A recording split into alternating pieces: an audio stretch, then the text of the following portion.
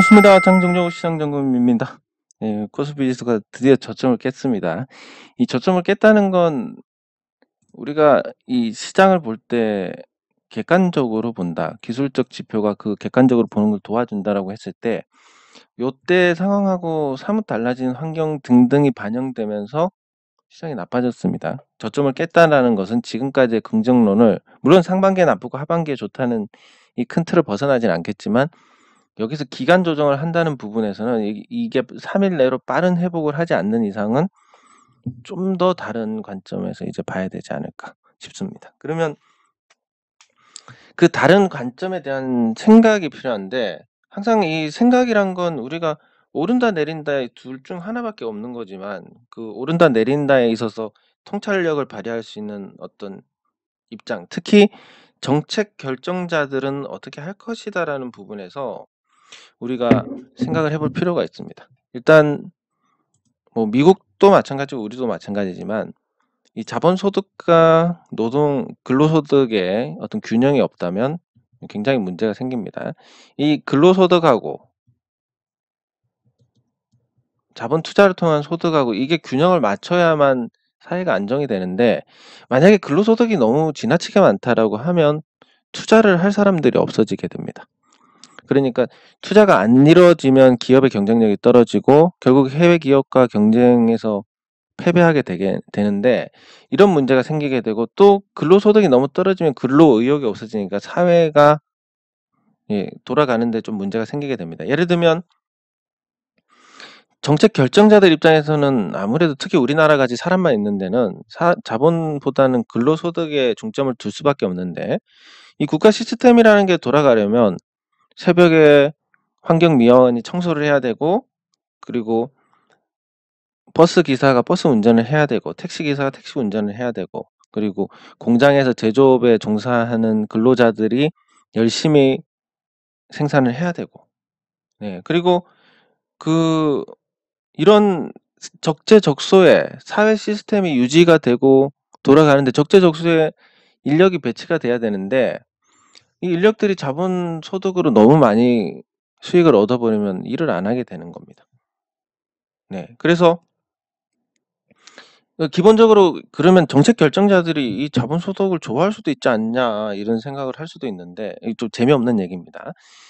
그러면 거기서 다시 생각을 해봅니다.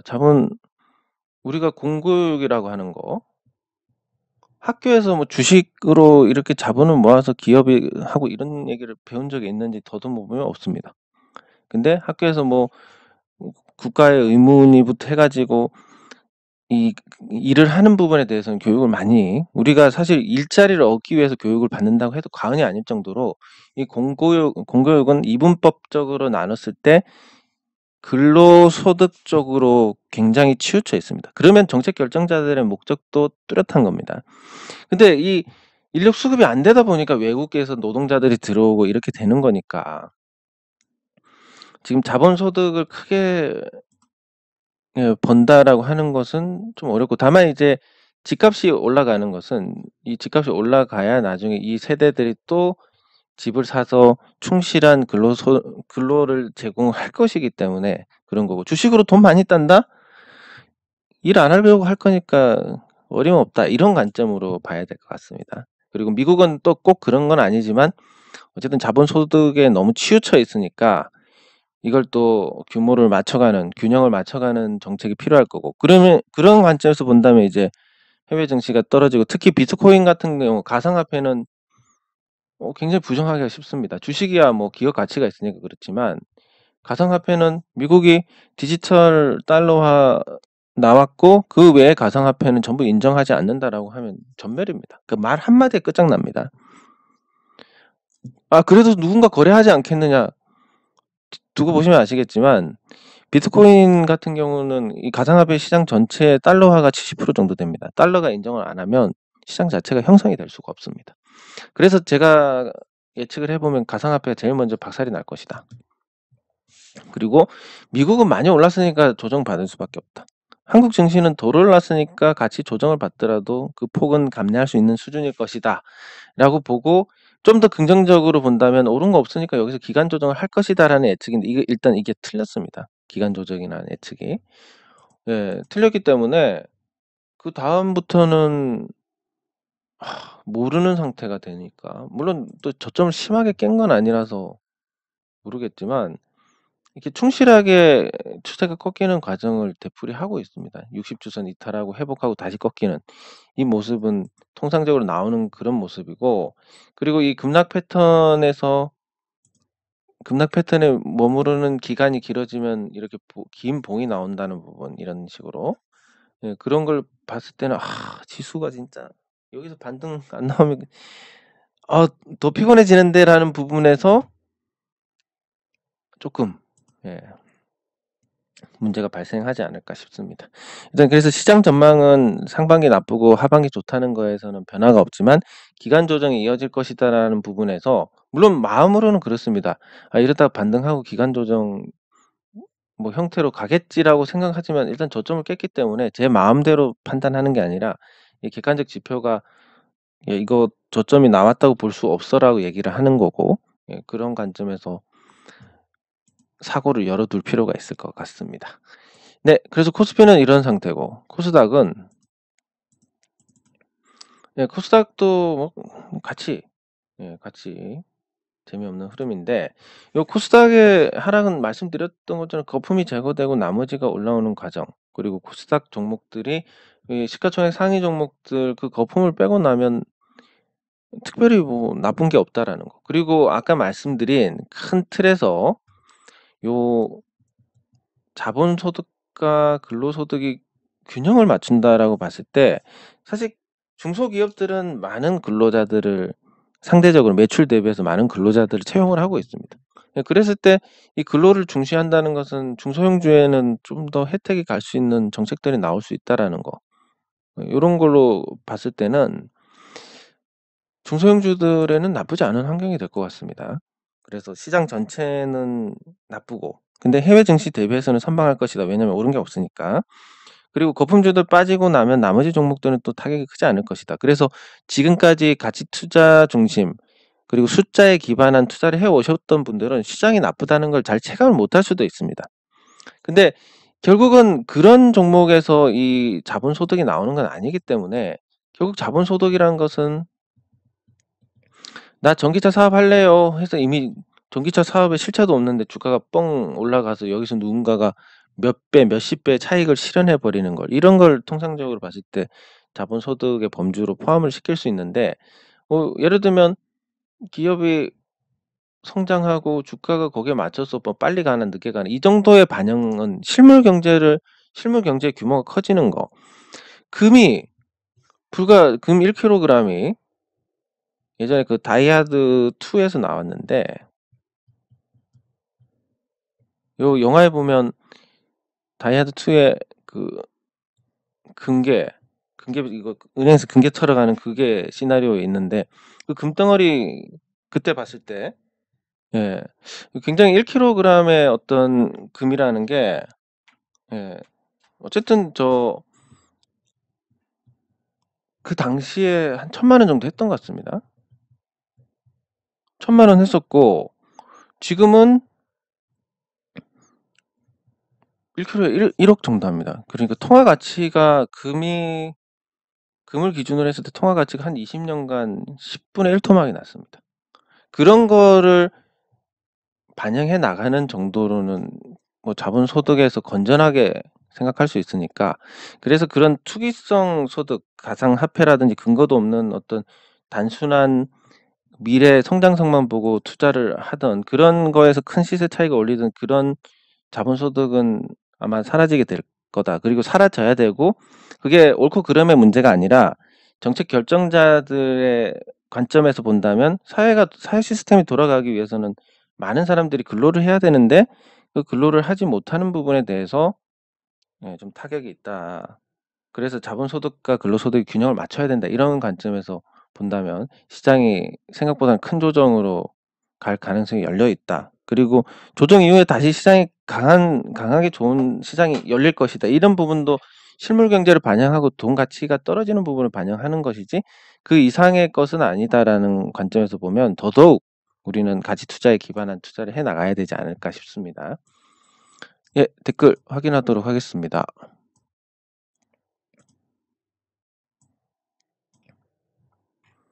예, 감사합니다. 예, 감사합니다. 예, 감사합니다.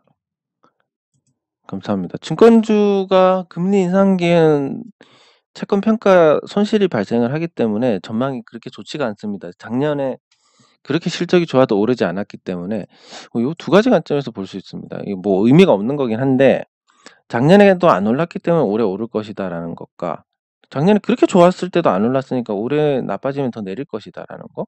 두 가지 관점에서 볼 수 있는데 증권주가 보통 시장 따라간다는 점, 그리고 근거 없는 상승에서 본다면 증권주의 수수료 수익은 일회성 수익이기 때문에 사실 가치에 기반한 상승이 오히려 증권주에 훨씬 좋다. 그리고 금리 인상에서 타격을 받더라도 그게 과연 뭐 큰 타격일까라고 본다면 둘 중에 보면 저는 증권주를 좋아하기 때문에 증권주가 전망이 좋아질 것이다라고 보는데 마음이 갑니다. 예. 근데 두 가지 관점이 다 살아있고 이럴 수도 있고 저럴 수도 있다라고 하면 사실 의미가 없기 때문에 예, 굳이 하나를 선택하면 예, 하반기에 시장이 좋아지면 증권주도 같이 좋아질 것이다. 예, 이렇게 봅니다. 네, 감사합니다. 감사합니다. 예, 미국 시장의 조정이 좀 크게 나올 것 같습니다. 예, 감사합니다. 감사합니다. 네, 감사합니다. 감사합니다. 감사합니다. 예, 감사합니다. 감사합니다. 예, 풍강 같이 살펴보도록 하겠습니다. 네, 감사합니다. 아, 그래도 실행을 하셔서 수익을 보셨으니까 아유, 훌륭합니다. 예, 근데 최근에 반등하면서 많이 줄었을 것 같은데 LG 에너지 솔루션 상장까지 어쨌든 제가 봤던 이 관점이 조금씩 어긋나고 있으니까 그 어긋난 이유를 찾고 또 전망을 한번 해보도록 하겠습니다. 네, 감사합니다. 감사합니다. 감사합니다. 감사합니다. 예. 뭐 인내심의 한계가 오셨다면 뭐 손절을 해야지 제가 여기서 무슨 말씀을 드릴 수가 있겠습니까? 뭐 기다리면 좋겠다라고 말씀을 드리면 지금 인내심의 한계가 오신 상태니까 당장 내일부터 기다려도 된다면서 왜 주식이 안 올라가 짜증나 이렇게 되는 거고 손절이 좋다고 말씀드리면 손절하고 오르면 또 욕먹을 거고 물타기 하시라고 말씀드리면 물타다 내려면 또 욕먹을 거고 이거 욕먹을 내용밖에 없는데 예, 그래도 같이 살펴보도록 하겠습니다. 예. 아, 눈으로만 호강. 예. 그러니까 맞을 때까지 기다릴 수밖에 없습니다. 우리가 주식시장에서 많은 기회들이 존재를 하는데 그 기회들 중에서 우리가 얻을 수 있는 건 굉장히 제한적입니다. 기회가 10개라고 하면 10개 중에 하나를 얻으면 나머지 9개에 대한 기회비용이 날아가게 됩니다. 그래서 선택할 수밖에 없고 그 선택이 다른 것과 비교하면 초라해질 수밖에 없고 그래서 그런 부분들을 눈, 코, 입을 닫고 내가 선택한 부분이 맞을 때까지 기다리는 거 이게 어떻게 보면 주식 투자에서 굉장히 중요한 훈련이다라고 볼 수 있는데 그래서 이런 부분들은 조금 다른 종목들을 비교를 하지 않는 게 좋지 않을까 생각이 됩니다. 예, 삼성생명 같이 살펴보도록 하겠습니다. 세아베스트. 삼성생명은 금리도 오르고 좋은 상황입니다. 회계 기준의 어떤 변경 리스크보다 훨씬 좋은 상태니까 걱정하지 않으셔도 될 것 같습니다. 그러면 종목으로 가서 풍강부터 보도록 하겠습니다. 예, 풍강은 제가 말씀드리기 전에 크게 튀고 내려왔습니다. 그래서 뭐 저는 이거에 대해서 뭐 말씀 아시겠지만 제가 급등할 때마다 자랑하면 이런 왜곡이 생기게 됩니다. 급등을 할 때마다 언급하면 사실 언급하고 안 올라간 종목들도 있고 예, 준동 안 한 종목도 있고 그리고 준동한 종목도 있고 물론 요거는 맞습니다. 제가 언급한 종목들에서 올라가는 비율이 시장 전체에서 2000여 종목 중에서 하루에 상한가 나오는 비율하고 제가 언급한 종목 중에서 상한가 나오는 비율은 훨씬 높습니다. 제가 언급한 게. 이거는 맞는 얘기지만 제가 계속 올라갈 때마다 올라간 것만 언급을 하게 되면 뭔가 계속 올라가는 것 같고 이렇게 착각을 하게 됩니다. 올라가지 않은 종목도 분명히 존재를 하는데 예, 그래서 풍강은 일부러 제가 뺐습니다. 뺐는데 말씀드리고 올라갔고 지금 다시 조정을 받아서 내려왔는데 시가총액이 457억에 뭐 회사가 잘 돌아갑니다. 그리고 거래가 오랜만에 많이 터졌고, 그러면 이게 매집형이라고 봤을 때 한 달 또는 3달 또는 6달 안에 다시 시세가 나는지 여부를 볼 수 있는데, 이 시가총액이 워낙 낮다 보니까 하방이 단단해서 결국은 여기서는 옆으로 가게 될 거고, 그러면 한 달, 3달, 6달 안에 뭔가 반응이 있을 수 있다는 거, 뭐 그 정도로 해서 지켜보시면 되지 않을까 싶습니다. 그럼 풍광이 뭐 하는 회사냐? 뭐 자동차 관련주니까 또 한 번 튈 수도 있고, 예, 그리고 현대기아차뿐만이 아니라 GM, 삼성, 르노삼성, 그리고 쌍용차 뭐 이런 쪽으로도 다 공급을 하고 있습니다.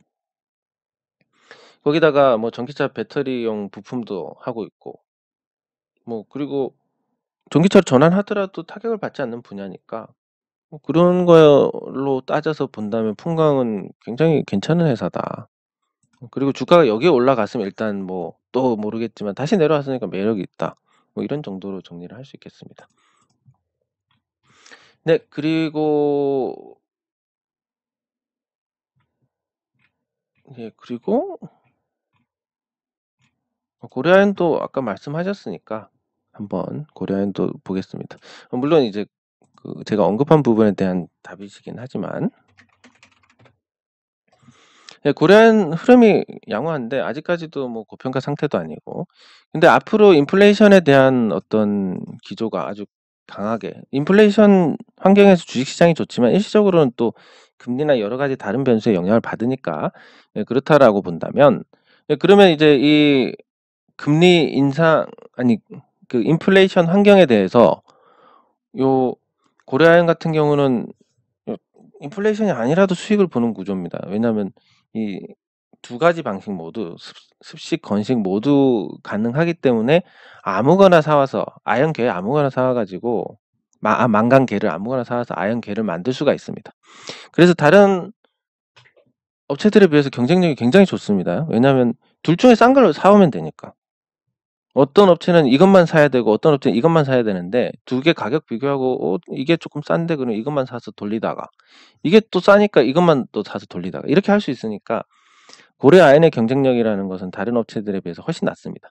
이걸 기반으로 해서 요거 원료가 딱 맞게 가져올 수는 없으니까 원료를 일단 재고를 조금 쌓아놔야 됩니다. 그리고 운반 과정, 운반해서 시간이 걸리는데 뭐 몇 달씩 걸리는 경우도 있습니다. 배가 느리니까. 그리고 운반하다 오니까 이미 가격이 올라 있어. 재고 쌓아놨던 것도 가격이 올랐어. 제조하다 보니까 이 재련할 기간에 또 올라 있고, 제품 또 뭐 빡빡하게 할 수 없으니까 어느 정도 재고를 쌓아놓는데 이것도 나중에 올라. 인플레이션 환경에서는 그렇습니다. 그래서 고려아연의 이익이 폭증할 가능성이 높다. 장기적으로 인플레이션 환경이 확정이 되면. 왜냐하면 그렇게 되면 해지를 할 필요가 없으니까. 그 뭐 선물을 사서 가격 하락에 대비해서 선물을 사놓는다든지 이렇게 해서 가격이 오르면 손해 보는 부분도 있는데, 장기적으로 인플레이션 환경이 확실하면 해지할 필요가 없으니까 이익이 훨씬 늘어납니다. 그래서 고려아연 전망은 아주 좋다. 고점도 얼마 남지 않았다. 이런 관점에서 보시면 될 것 같고, 예, 그리고 LG화학. 네, LG화학은 그 생각보다 반등이 세게 나와 버리는 바람에 그런데 요런 얘기들이 나오고 있습니다. LG 에너지 솔루션 상장하면 그 지분 가치가 상승하니까 LG화학도 상승하지 않느냐. 요거에 대한 반박은 이제 삼성생명 보라고. 삼성생명 시가총액보다 삼성생명이 보유한 삼성전자 지분 가치가 훨씬 높은데, 그럼에도 불구하고 삼성생명 주가는 오르지 않지 않느냐. 예, 요걸로 반박이 됩니다. 예, 하지만 뭐 이론적으로는 이제 주가가 하락할 요인은 아니니까 그게 첫 번째 문제고, 두 번째는 요 시점에서 하는데 청약이 너무 열이 받았습니다. 청약이. 그러면 LG 에너지 솔루션을 못 받았으니까 주식 투자 경험이 없으신 분들은, 경험 없는 분들은 아니 LG 화학이 갖고 있는 지분 가치가 100조가 넘을 건데 LG 화학을 사야 되지 않느냐 생각을 할 수밖에 없는데, 이런 분들이 다수가 되면, 경험 없는 분들이 다수가 되면 그냥 이 그분들이 맞는 게 되어 버립니다. 주식 시장엔 다수가 맞는 경우가 많으니까. 예, 그래서 LG 화학에 대한 부분은 요 변수, 청약이 생각보다는 너무 성공해 버렸다. 물론 청약 성공이 주가 상승으로 연결되지는 않을 수 있겠지만 상식적으로 400만 명이 넘는 사람들이 LG화학 이게 오르면 LG화학이 수혜를 받지 않느냐 해서 매수한 부분들도 반영이 된 것 같고, 그리고 LG에너지솔루션이 시장에 등장을 하고 지수를 패시브 자금으로 쫓아가기 위해서 어느 정도 비중을 담는다, 이런 과정들을 생각했을 때 LG에너지솔루션 주가가 어쨌든 초반에는 나쁘지 않을 것 같고, 그 초반에 LG화학의 평가 이익을 가지고 부풀리기를 한다면 조금 더 시장 반응이 오지 않을까. 다만 그런 일시적인 거 이후에는 결국은 내려갈 거라고 보고 있습니다. LG에너지솔루션과 같이 내려갈 거라고 보고, 그래서 상장까지의 흐름은 뭐 나쁘지 않을 것 같다. 상장하고 나서는 내릴 가능성이 높다, 이렇게 보는 게 맞을 것 같습니다.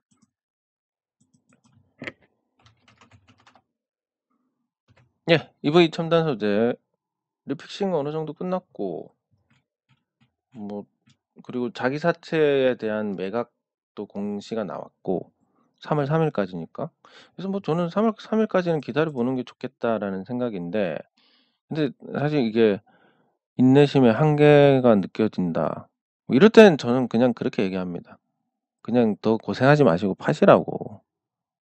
왜냐면 이게 보유를 해도 참, 이게 보유를 해서 뭐 잘 해결이 된다 하더라도 이미 그 사이에 뭐 인내심이 한계가 왔으니까 그 사이에 주가가 안 오르면 아씨 왜 이렇게 안 올라 진짜 짜증나네 하면서 이런 게 쌓이게 됩니다. 뭐 이런 게 쌓여가지고 나중에 잘 때 본들 고마운 마음이 없습니다. 물론 뭐 제가 역할을 한 것도 아니고 저한테 고맙다는 그게 아니라, 이렇게 잘 해결됐다는데 감사한 것보다는 진짜 더럽게 고생했네 이거밖에 남지 않습니다. 이 종목에 대해서 감정이 안 좋을 수밖에 없고, 종목에 대해서. 그리고 뭐 물을 확 타버린다? 그거는 이제 저는 뭐 1,500원 이하면, 과거 3,000원 가격 이하면 괜찮다라고 보는데, 지금은 또 물 타기도 조금 애매합니다.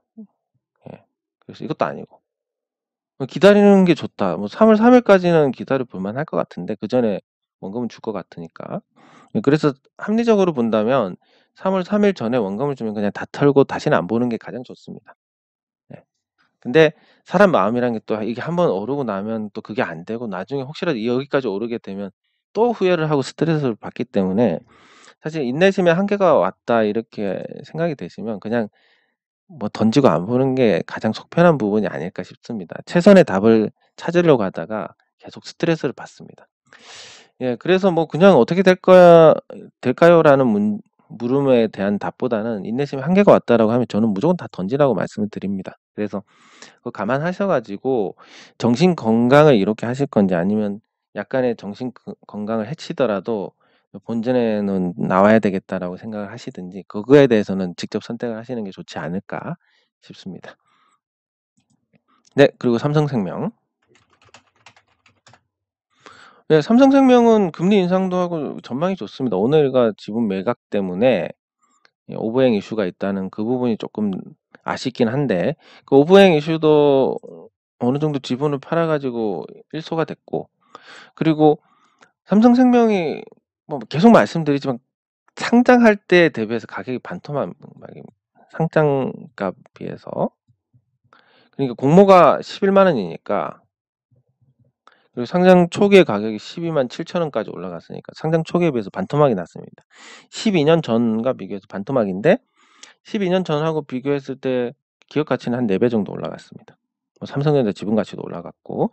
그래서 사실 뭐 가격만 생각하면 안 보고 담아야 되는데, 우리 시장이란 게 그런 걸로 움직이지는 않기 때문에 참 그래서 어쩔 수 없는 건데, 그래도 길게 보면 가치에 수렴하고, 지금은 또 가치에 수렴할 만한 그런 환경이다 보니까 조금 더 긍정적으로 보는 게 맞지 않을까 싶습니다. 그리고 세아베스틸 주가가 많이 하락했습니다. 세아베스틸이 아마 제가 알기로는 그러니까 삼성생명 결론을 내자면 뭐 계속 가져가는 게 맞지 않을까 싶고, 세아베스틸이 내려간 거는 금리 인상 환경에서 좋을 거고, 세아베스틸은 회사 분할 결정에 시장 반응이 나빴다라고 보는 게 맞을 것 같습니다. 이제 뭐 틈만 나면 이렇게 물적 분할을 해가지고 예, 이 물적 분할을 해서 시장에 상장해가지고 예, 그냥 또 자금 빨아가지고 뭐 이런 목적인데 이 세아라는 사명이 그렇습니다. 세아가 세상을 아름답게 합니다. 지들만 아름답게 만드는 모습인 것 같은데 일단 물적 분할에 대해서 시장 거부감이 크기 때문에 거기에 따른 어떤 부정적 영향은 한동안 이어질 것 같고 근데 그런 걸 제외하면 이 세아 같은 경우는 굉장히 저평가 상태고 그리고 이익도 많이 나고 인플레이션 환경에서는 고려하지 못지않은 그런 또 구조 재고도 오르고 뭐 운반 과정에서 오르고 또 오르고 다 오르는 그런 구조니까 나쁘지 않습니다. 그래서 저는 우리 시장이 가치대로 움직인다라는 전제로 요 세아 같은 경우는 물적 분할을 했을 때 LG화학처럼 말도 안 되는 가격에 팔아먹는 것도 아니니까 저가 매수 기회로 삼는 게 좋지 않을까 생각이 됩니다. 어쨌든 표면적으로는 기업 가치에 어떤 훼손은 없습니다. 그리고 시가총액이 너무 커가지고 지수에서 어떤 영향 그 패시브 자금의 위축을 가져온다든지 이런 것도 아니기 때문에 요건 저가 매수 기회로 활용하자. 요런 관점에서 보시면 될 것 같고 이 물적 분할도 다 나쁜 건 아니고 이렇습니다. 과거에 삼성 SDS가 물적 분할을 하려고 했습니다. 지분율을 높이기 위해서 삼성 SDS를 갖고 물적 분할한 100% 자회사를 삼성전자하고 붙여가지고 그래서 삼성전자 지분율을 좀 더 확보를 하자. 요런 안이 있었는데 이런 물적 분할은 괜찮다고 보면 될 것 같습니다. 왜냐하면 상장하는 우회 상장 형태긴 하지만 그래도 시장에 뭐 새로 상장해서 이 정체성을 희석을 한다든지 이런 건 아니기 때문에 괜찮은데 최근에 나오는 물적 분할은 LG 에너지 솔루션을 기반으로 대부분 다 그런 형태의 그 물적 분할을 하기 때문에 시장에서 부정적으로 보는 거고 다만 세아베스틸 같은 경우는 물적 분할을 해서 상장을 하게 되면 이 자회사, 모회사의 가치 별도 기준으로 하더라도 굉장히 저평가 상태인데 이게 어느 정도 더 부각되고 물적 분할 때문에 내렸다가 나중에 그냥 회복하게 되면 이것만 갖고도 나쁘지 않은 수익률을 기대를 할 수 있지 않을까라고 봅니다. 그래서 경우마다 틀린데 물적 분할을 나쁘다고 하는 이유는 물적 분할해서 말도 안 되는 고평가의 시장에 공모해서 빨아먹는 거고 돈을 세아베스틸은 뭐 그럴 만한 업종이 아니니까